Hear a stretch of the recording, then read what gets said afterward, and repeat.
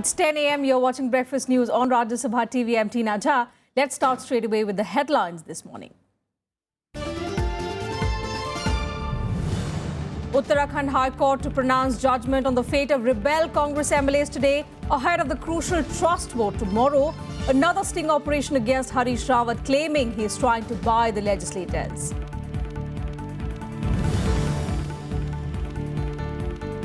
Public Accounts Committee of Parliament likely to take up contentious Augusta Westland case. Investigators claim vital leads on Indian contacts of middleman Christian Michel.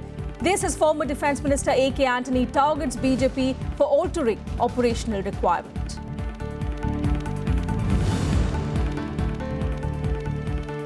Nepal government invites Madhesi Front for talks in a fresh bid to resolve the political crisis. Nepal's ambassador to India, however, stays put, despite reports of Kathmandu's decision to recall him.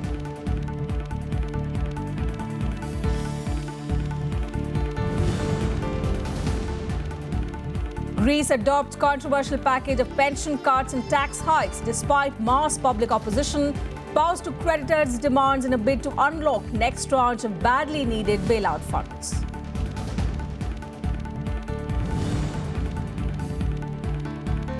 And polling begins in the Philippines to vote for new president, vice president and senators. Tight security across the country as violence had marred the political campaign earlier.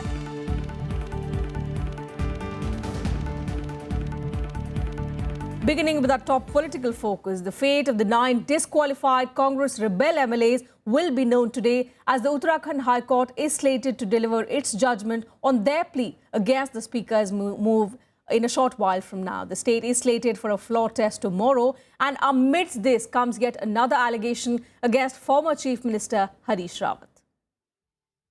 The Uttarakhand High Court is to pronounce its judgment on the fate of the 9 disqualified rebel Congress MLAs today. The decision will come a day ahead of the floor test in the State Assembly. The High Court heard a plea by the MLAs challenging their disqualification by the Speaker. The Supreme Court had earlier barred them from voting during the trust vote. And in the midst of heightened political temperatures comes another sting video targeting deposed Chief Minister Harish Rawat.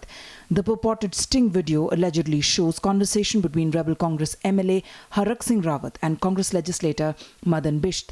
The latter is purported to have said that Harish Rawat was giving the money he had earned from mining to his MLAs to keep his flock together. It clearly confirms that Mr. Harish Rawat's government has no support.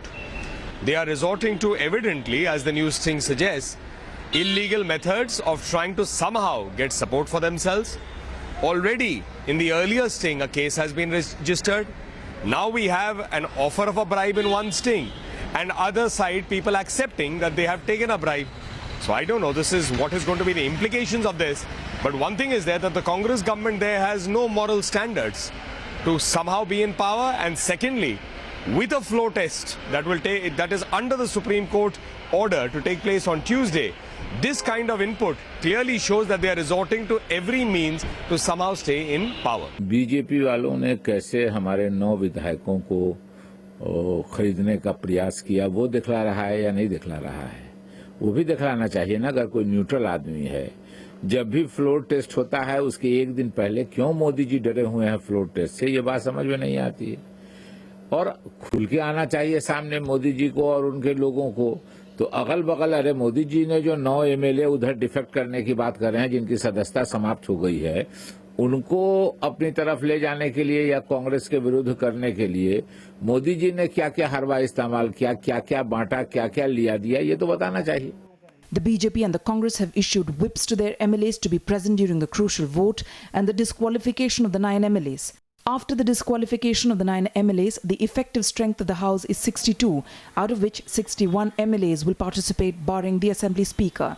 The figure to prove a majority in the House now stands at 31. देखिए, जो speaker है 10 schedule में वो सर्वे सर्वा है। ये जो विधायक हैं वो 10 शेड्यूल को तोड़ कर गए हैं। 2/3 बहुमत जब होता है तब कहीं आप बाहर जा सकते हैं। तो जो 9 विधायक उन्होंने गैर कानूनी काम किया है और कोर्ट को इतनी देर नहीं करना चाहिए था। At present, the BJP has 28 MLAs, Congress 27, BSP 2, while there are 3 independent MLAs and 1 legislator of the Uttarakhand Kranti Dal P. 9 MLAs are Congress rebels and 1 is a BJP rebel. However, the Congress enjoys the support of 6 MLAs of the Progressive Democratic Front. Harish Rawat ji की जो दादागिरी थी, जिस तरीके से उन्होंने विधायकों को एक चपरासी की तरह बना रखा था, विधायकों के आत्मसम्मान के कारण उन्होंने विरोध किया और आज भी कई ऐसे विधायक हैं जो कांग्रेस में उनके नेतृत्व को बर्दाश्त नहीं कर पा रहे हैं। तो हमें उम्मीद है कि उनका जो माफिया गिरोह के रूप में उनका काम करना, माफियाओं के सरगना के रूप में, मुख्यमंत्री के रूप में उनका काम करना, उससे उनके ही दल में विद्रोह हो रहा है। और हमें उम्मीद है कि यह जो प्रोटेस्ट है ये कांग्रेस और भारतीय जनता पार्टी का नहीं, ये माफिया मुख्यमंत्री चाहिए या नहीं चाहिए, इसके ऊपर। Meanwhile, Harish Rawat has alleged the central agencies are being misused to harass MLAs and leaders who were being threatened and their phones getting tapped ahead of the trust vote in the State Assembly on Tuesday. In Delhi, the union government will present the Uttarakhand budget for 2016-17 and table the Uttarakhand Appropriation Vote on Account Bill 2016 to replace an ordinance today. Bureau Report, Rajya Sabha TV. And moving on to Bihar now, where in a shocking incident of road rage, a class 12 student was shot dead at point-blank range in the Gaya district by the son of a legislative council member. The incident took place Saturday night merely because the young boy tried to overtake the MLC's son's high-end Land Rover. The accused is still absconding. The police have detained his father and one security guard who was travelling with the accused at the time of the mishap. Now, the incident has triggered massive protests against the Nitish Kumar government. A wave of protests against the Nitish Kumar government in Bihar. This in the wake of the brutal killing of a class 12 student by the son of a ruling Janata Dal United legislator in Gaya district. The incident took place on Saturday night when the victim, Aditya Kumar Sachdeva, along with 4 of his friends were returning home in his car after a birthday party. The boys riding a Swift Desire car overtook the MLC's son Rocky's Land Rover, infuriating him so much that he sprayed multiple bullets at the boy's car. One of the bullets pierced through the rear window and hit Aditya in the head, killing him instantly. हम लोग तो पीछे थे, हम लोग को कुछ दिखा नहीं, विजुअल कुछ नहीं था वहाँ पे, पूरा नाइट था तो हम लोग कुछ नहीं दिखा। तो उस वजह उसमें से फिर ये सब हुआ तो भैया ने आगे गाड़ी बढ़ाई तो पीछे कुछ थे, कोई थे, उन्होंने फायरिंग किया, हमारे दोस्त बीच में बैठे हुए थे, उसी में उसकी। Rocky Yadav has since then been on the run. His father Bindi Yadav and guard Radesh Kumar, who was travelling in the car with Rocky, have been arrested. 2 अरेस्टिंग्स हुई हैं, एक जो है बिंदी यादव उनकी हुई है, दूसरा जो बॉडीगार्ड है उनकी। Trades are being conducted. I am sure we'll get success in this. The incident has now taken political overturns. Leaders cutting across party lines have demanded justice for Aditya's family. मुख्यमंत्री जी को बताना चाहिए क्या यही कानून का राज है, कैसी कानून के राज के लोगों ने उनको वोट दिया था और मुख्यमंत्री की चुप्पी आश्चर्यजनक है। बिना किसी बात के कंसिडरेशन के कानून को अपना काम करना चाहिए, निष्पक्ष जांच होनी चाहिए और कानून को इस मामले में किसी को कानून को अपने हाथ में लेने का अधिकार नहीं। This is very serious, more particularly because those who are related with this incident are relations of some members of Legislative Council, and therefore it assumes greater significance. I think the Chief Minister will personally look into it and ensure that such instances don't take place. Amid mounting pressure, the state government has assured stringent action against the accused as per law. चाहे कितना भी बड़ा व्यक्ति हो, उस पर सख्त से सख्त कार्रवाई हम लोग करेंगे। और ऐसा नहीं है कि पहले नहीं हुआ है, पहले भी आपने देखा है ऐसे अगर मामले आए हैं, अगर कोई निप्त पाया गया है आपराधिक षड्यंत्र में या किसी भी तरह का, तो उस पर सख्त सख्त हमारी सरकार ने कार्रवाई करने का काम किया, किसी को बख्शने का काम नहीं किया। RJD Supremo Lalu Yadav also condemned the incident. सख्ती के साथ पुलिस कार्रवाई करे, एकदम बहुत गंदा काम किया है, इस तरह का टॉलरेंस मैंने एरोगेंस नहीं चलने दिया जाएगा। चलो सख्त कार्रवाई करे सरकार। The shocking incident has once again brought to the fore the issue of worsening law and order situation in Bihar, with the opposition alleging that Jungle Raj is once again back in the state. Bureau Report, Rajya Sabha TV. And news now from Rajasthan, where a political fight has erupted over the dropping of references to the contribution of Jawaharlal Nehru to the freedom struggle in Class 8 textbooks. The references to Nehru have been removed from 2 chapters in the revised social science textbook, which will be introduced from this academic session in schools affiliated to Rajasthan Board of Secondary Education. The Congress is fuming over the development and threatening an agitation. Though the book is not available in the market yet, the information has been uploaded on the website of the Rajasthan State Textbook Board, which publishes the book for the State Education Board.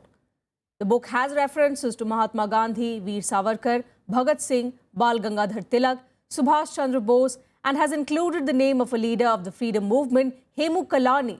But there is no mention of Nehru either in the chapter on freedom movement or that on India after independence. व्यक्तियों जिन लोगों के योगदान से इस देश की नींव बनी है, जिन लोगों ने अपने खून पसीने से इस देश को सींचा है, उन लोगों को आप किसी चैप्टर से निकाल दें या किताब में से हटा दें तो लोग उनको भूल जाएंगे। ये बहुत इनकी बड़ी गलतफहमी है। कांग्रेस पार्टी इसका विरोध करेगी, हम लोग सड़कों पर आएंगे और मैं कहता हूं राजस्थान में इस प्रकार की अगर पढ़ाई कराई जाएगी जहां इतिहास को तोड़ मरोड़ के प्रस्तुत किया जाए, वो किसी को एक्सेप्टेबल नहीं होगा। हम लोग इस सरकार से मांग करते हैं, चाहे वो केंद्र की सरकार हो, चाहे ह्यूमन रिसोर्स डेवलपमेंट मिनिस्ट्री हो, चाहे गवर्नर साहब हो, कि इस प्रकार की जानबूझ के डेलिबरेटली उनका नाम हटाया गया है। ये बहुत एक ओछी सोच है और मुझे शर्म आती है कि आज ऐसी सरकार बैठी है जो नेहरू जी का योगदान को बताना छोड़िए, उनका नाम किताब से हटा देना, ये बहुत बड़ी भूल है, बहुत बड़ी गलती है और सरकार को इसके लिए माफी मांगनी चाहिए। देखिए, सवाल सिर्फ एक व्यक्ति का नहीं है। आरएसएस और बीजेपी का सबसे जो परेशानी है वो राष्ट्रीय आंदोलन में आजादी के संघर्ष में उसका कोई नामो निशान नहीं था। And in neighbouring Haryana, former Chief Minister Bhupinder Singh Hooda has alleged that the state government is pursuing vendetta politics against him. The claims came after Haryana State Vigilance Bureau registered a case of cheating and corruption against him, as well as 4 other officials who were in Hooda for allegedly reallocating a plot to Associated Journals Limited in Panchkula back in 2005. The case under various IPC sections, including criminal breach of trust by a public servant, cheating, criminal conspiracy, and under the provisions of the Prevention of Corruption Act, was registered against Hooda, the then Haryana Urban Development Authority chairman, an ex-officio post held by him as the chief minister, and 4 other top officials of Hooda then. An officer of SP rank would probe the case under the supervision of an officer of IG rank or above. The Bureau has alleged that the act by the then Hooda chairman and the officials had caused a huge financial loss to Hooda, as the plot should have been sold through open auction instead of being allotted again to AGL. ये इस सरकार का काम ही दो है, जनहित का कोई फैसला नहीं किया इन्होंने। बदला और बदली, सरकारी अफसरों की बदलियां और राजनीतिक द्वेष से बदले की बात। विजिलेंस डिपार्टमेंट अपना काम कर रहा है, वो हम किसी डिपार्टमेंट के काम में दखलंदाजी नहीं करते हैं। हर एक विभाग को अपने अपने काम करने की स्वतंत्रता है। उनको लगा है कि कहीं को गड़बड़ हुई है, गलत चीज उन्होंने पाया है, उसके अंदर उन्होंने FIR की है, शिकायत दर्ज की है। पॉलिटिकल विरोधियों से बदला लेने की बात हो रही है और पॉलिटिकल विरोधी उनको कांग्रेस से खतरा नजर आता है, हुड्डा साहब से खतरा नजर आता है। इनेलो तो उनसे मिली ही हुई है, बी टीम है उनकी। तो हम उनके सबसे बड़े, कांग्रेस उनके सबसे बड़ी प्रतिद्वंदी नजर आती है, इसलिए वो डरे हुए हैं। और पदाधिकारियों का सो उठ के रोज 2, 4, 10 पदाधिकारियों का खट्टर साहब ट्रांसफर कर देते हैं। देखिए, नेशनल हेराल्ड का मामला भी जो है वो काफी गंभीर है, काफी घपले, घोटाले और गड़बड़ झाले से भरा हुआ है। इसलिए जो है वो जो भी उसमें दोषी होगा उसको सजा मिलेगी, उसके खिलाफ कार्रवाई होगी। And it's a big day for medical aspirants, as the Supreme Court is likely to clear the uncertainty hanging over the fate of medical entrance examinations conducted by states. A 3-judge bench is likely to pass the order today. On Friday, the Supreme Court had ruled that those students who had appeared for NEET Part 1 held on the 1st of May would not be allowed in Phase 2 of the test to be held on the 24th of July. The bench hinted that it may consider allowing states conducting their own tests to continue with the admission process for current academic year alone. Solicitor General Ranjit Kumar will apprise the stand of the centre today in court. The court's order has created confusion in the minds of lakhs of medical aspirants across the country. They are confused whether the examination they had appeared or about to appear would be valid or not. Meanwhile, states are conducting the examinations with the hearing in the Supreme Court going on. With that, time for a very short break here on Breakfast News. Lots more coming up. Do stay with us.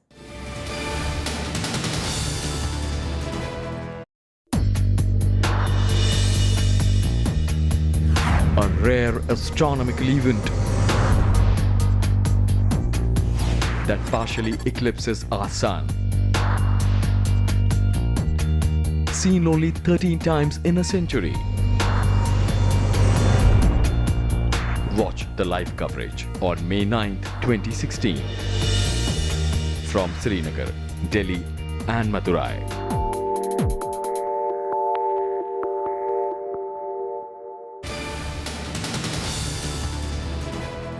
Thanks for staying with us. Let's now get you all the latest on the Augusta Westland case. A Public Accounts Committee of Parliament headed by senior Congress leader KV Thomas is likely to take up the contentious Augusta Westland chopper deal case.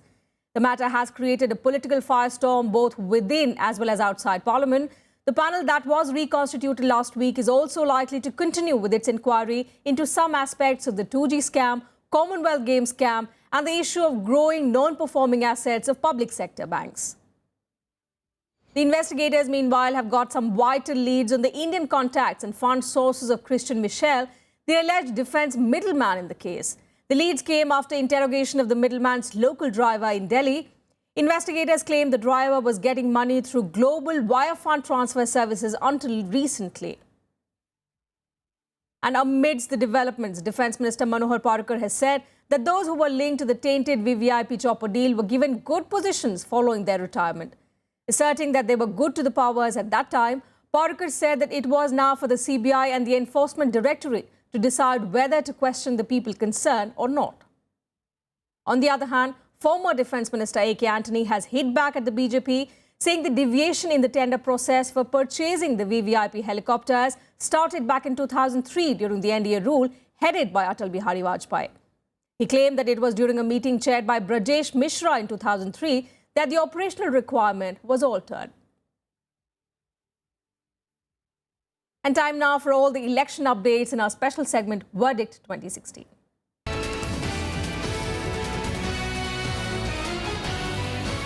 While touring the poll-bound southern states, Prime Minister Narendra Modi attacked the Congress over the Augusta Westland deal. He said the country wants to know the names of those who had taken commission in the helicopter deal, claiming that his government has taken steps one after the other to end corruption.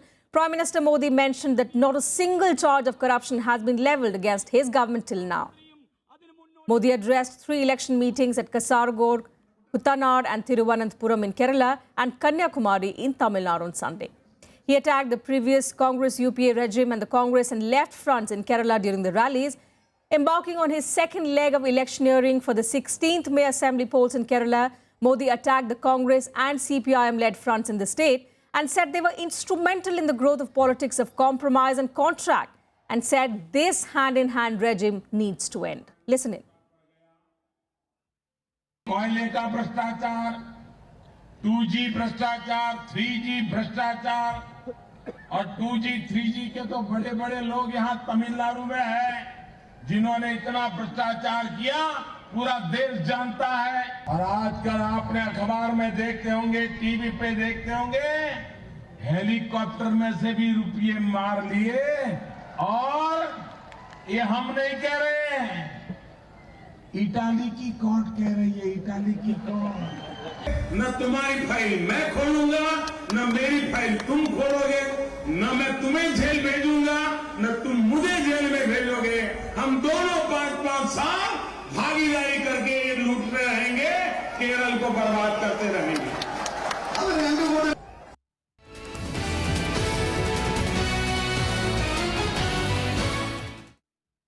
And shifting focus to neighbouring Nepal now, where the government has invited the Madhesi Front for talks in a fresh bid to resolve the political impasse.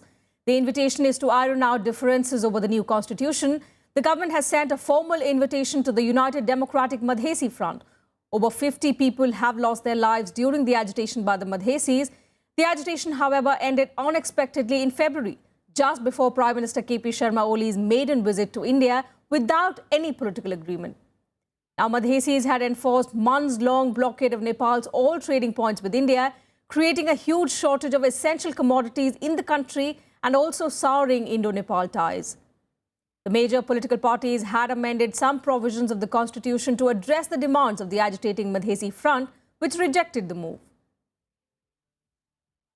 Meanwhile, Nepal's ambassador Deep Kumar Upadhyay continues to stay put on his post in India 2 days after his country's government was said to have ordered his recall. He is charged with working against the interest of the KP Sharma Oli government in Nepal.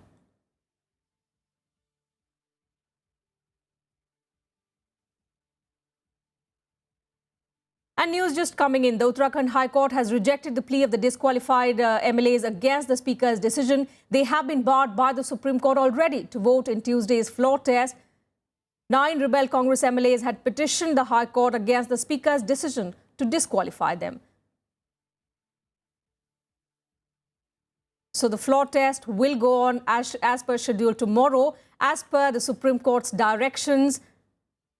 As of now, as things stand, Harish Rawat seems to be having an edge and looks like he is going to win the trust vote.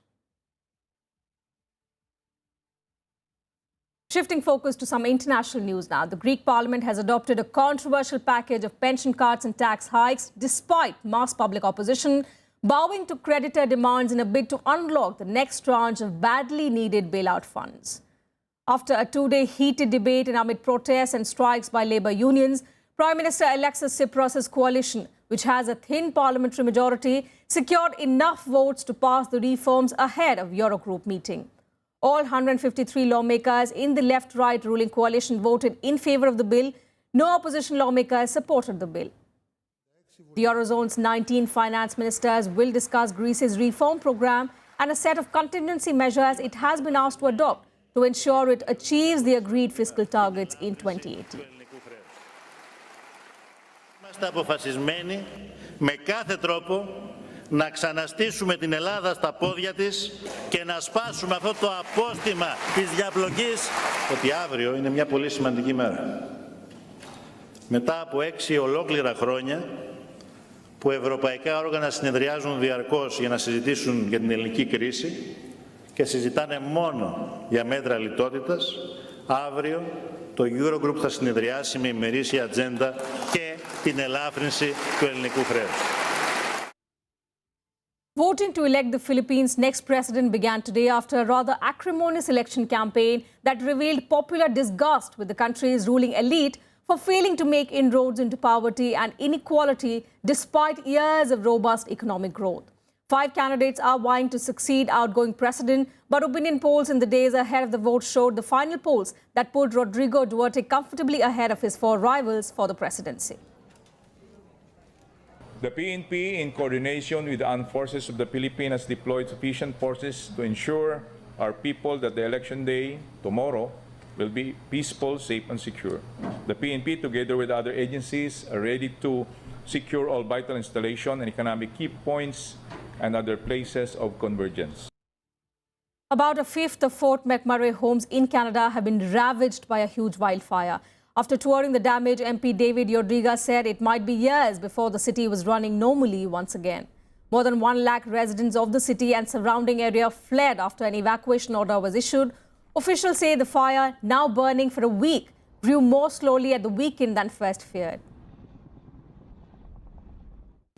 The fire reached approximately 161,000 hectares as of 10:30 a.m. this morning. This is quite a bit smaller than we had feared. Winds continue to blow the fire largely to the east away from the community. It is 30 to 40 kilometers from the border of Saskatchewan. As of yesterday, there's 34 fires still burning in the province, but I can happily report as well that 31 of these fires are now either being held or brought under control.